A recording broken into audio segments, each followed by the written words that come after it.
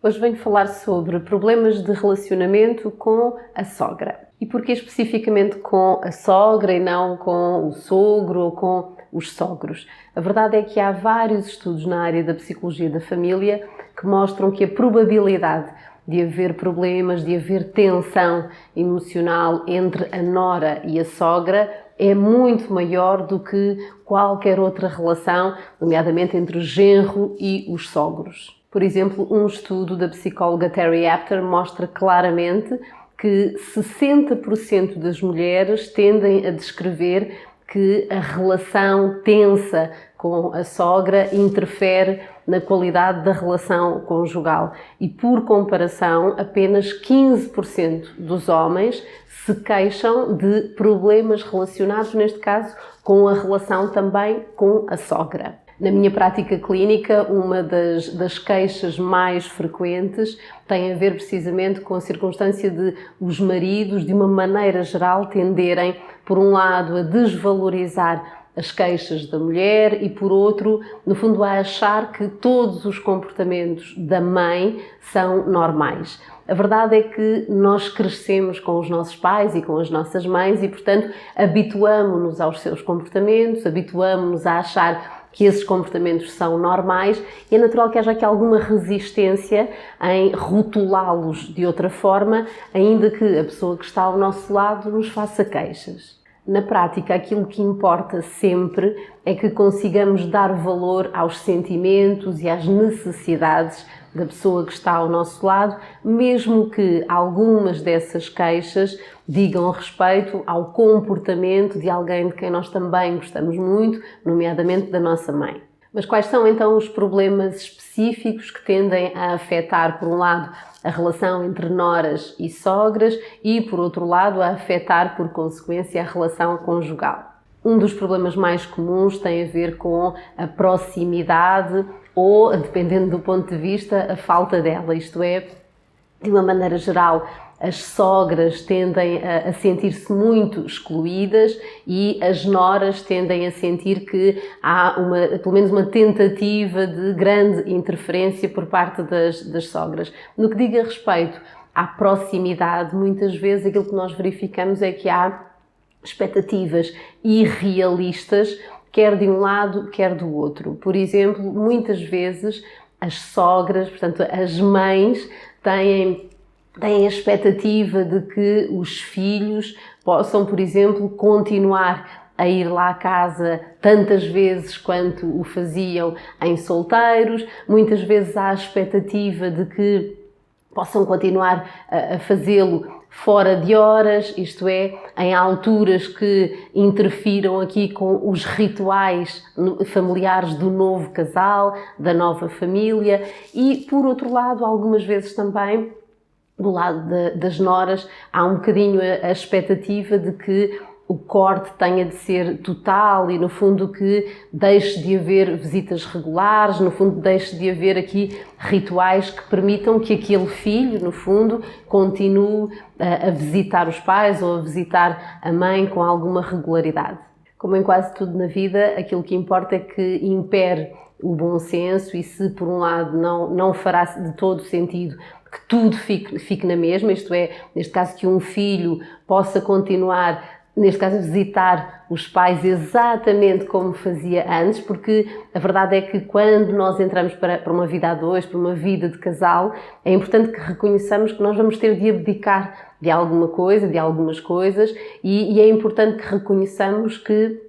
já não são só as nossas necessidades que estão em causa, são também as necessidades da pessoa que está ao nosso lado e que as decisões podem e devem ser tomadas a dois. Outra queixa comum tem a ver com o dinheiro, nomeadamente com a interferência das sogras ou com a tentativa da parte das sogras de interferir na gestão financeira do casal. Outras vezes as queixas estão relacionadas com, por exemplo, a circunstância de o filho aceitar dinheiro dos pais ou em concreto da mãe, seja ele dado ou emprestado. E também há queixas relacionadas com, no fundo, aqui a tentativa de impor determinadas expectativas. Estou a pensar em casos concretos em que, por exemplo, a sogra critica o comportamento do filho e da nora na sequência de serem tomadas decisões que se desviem daquilo que ela própria esperava para o novo casal, por exemplo, a propósito das poupanças ou a propósito dos gastos com as férias.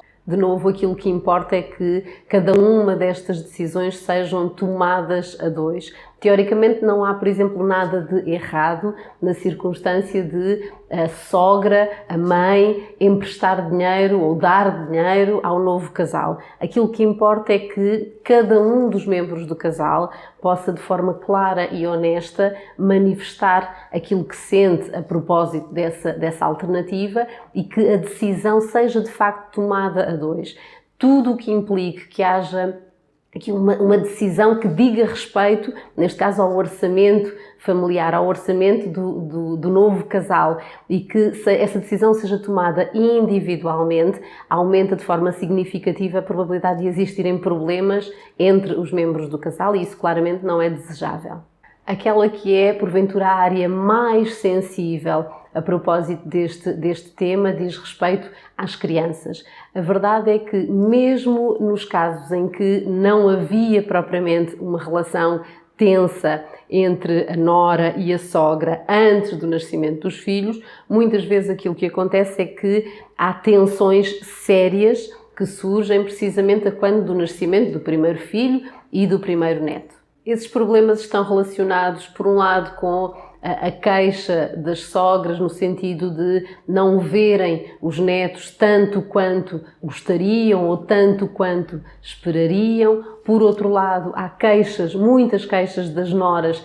relacionadas com, no fundo, tentativas de impor a própria vontade a respeito da educação das crianças, e às vezes as queixas dizem respeito a hábitos muito simples e, sobretudo aqui, há a sensação de que,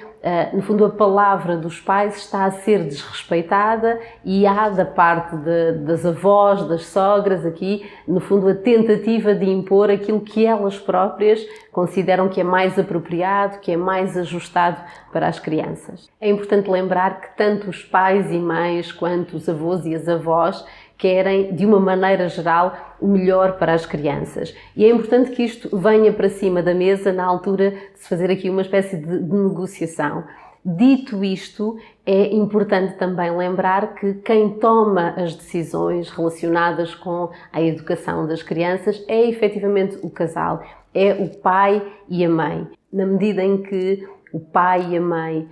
definam aqui algumas regras a propósito da educação das crianças, é importante que, neste caso, os filhos possam conversar com as mães, portanto, a sogra, mas seja o filho a conversar com a sogra no sentido de impor, de facto, aqui determinados limites, impor, sobretudo, o cuidado, o respeito pelas decisões que tiverem sido tomadas pelo pai e pela mãe. Há uma outra queixa que é relativamente comum aqui em terapia familiar e que tem a ver com alguns comportamentos manipuladores. Esses são, de uma maneira geral, casos mais sérios. Aquilo de que falamos na prática é de alguém que, na presença, por exemplo, do próprio filho, tem um determinado comportamento e, na ausência do filho, tem um comportamento muito diferente, normalmente para pior, no sentido do desrespeito em relação à nora. Estas situações configuram claramente situações de abuso emocional, de desrespeito, são mais difíceis de gerir, mas não impossíveis. Aquilo que importa sempre é que os membros do casal possam confiar um no outro e possam centrar-se não nas críticas, não em ataques pessoais, mas no fundo na identificação clara daquilo que sentem, daquilo de que precisam, possam escutar-se com atenção, possam tomar decisões a dois, e essas decisões podem até passar, por exemplo, por uma conversa a três, em que algumas destas situações fiquem de facto esclarecidas e os limites voltem a ser definidos. Olhando agora então para aquilo que, no fundo, cada um pode fazer para melhorar aqui as relações entre noras e sogras, vou deixar aqui algumas dicas. Em primeiro lugar, é fundamental não insultar, não fazer ataques pessoais, tentar, na medida do que for possível, descentrar-se das críticas e focar-se naquilo que sente e naquilo de que precisa. Eu digo sistematicamente isto. Se os membros do casal forem capazes de, a propósito de comportamentos específicos, a propósito de situações específicas, reconhecerem exatamente aquilo de que não gostaram, reconhecerem aquilo que sentiram e reconhecerem as suas necessidades, isto é, do que é que precisam, de que mudanças específicas precisam, é muito mais fácil que a comunicação flua e que, no fundo, a dois surja aqui uma decisão. Depois, na prática, importa que haja genuinamente esta intenção de que as decisões sejam tomadas a dois, seja lá a propósito do que for. Na prática é muito frequente que, por exemplo, a nora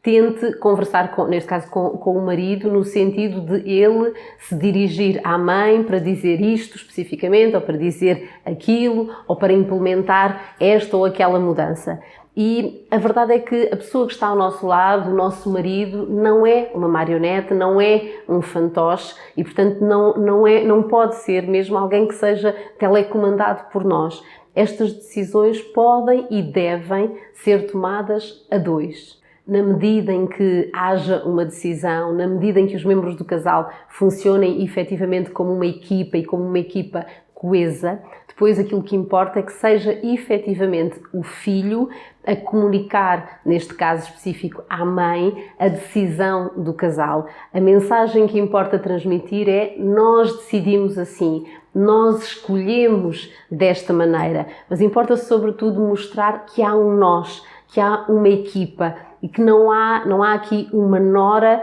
que está a tomar todas as decisões e muito menos que há aqui alguém que está contra a outra pessoa. Sempre que houver o desrespeito pelos limites definidos pelo casal, sempre que houver o desrespeito pelas regras que tiverem sido implementadas e, sobretudo, se isso acontecer na presença da nora e não do filho, aquilo que importa é que a nora seja capaz de lembrar à sogra, tal como o seu filho já disse, nós decidimos desta maneira. No fundo, trata-se sempre do mesmo, ou seja, de reforçar que há aqui uma equipa coesa e que, sobretudo em relação a algumas decisões mais significativas, mais importantes, quem decide é efetivamente o marido e a mulher ou o pai e a mãe. É fundamental que, neste caso, o marido e a mulher possam, de facto, a dois, definir regras em relação ao que for essencial. Eu tenho-me referido aqui várias vezes a esta palavra, ao essencial,